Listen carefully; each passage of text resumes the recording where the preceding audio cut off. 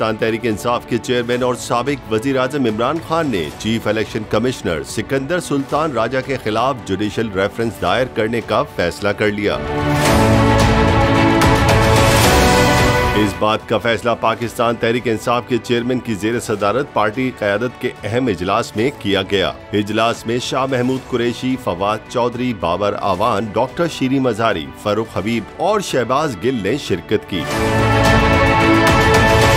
Party जराये के मुताबिक इजलास में इलेक्शन कमीशन मेंबरान की हुकूमती इत्तेहाद के वफ्द से मुलाकात का मामला जेरे गौर आया। PTI ममनुआ फंडिंग केस में इलेक्शन कमीशन के किरदार का जायजा लिया गया। PTI क़यादत ने ममनुआ फंडिंग केस में इलेक्शन कमीशन ऑफ पाकिस्तान अरकान की हुकूमती वफ्द से मुलाकात पर शदीद तशवीश का इजहार किया।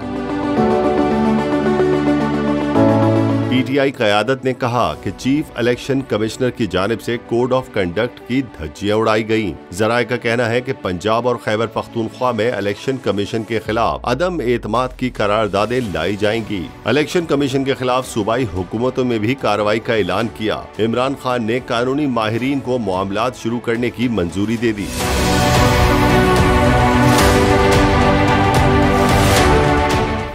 सब्सक्राइब करें और बेल दबाएं ताकि कोई खबर रह न जाए।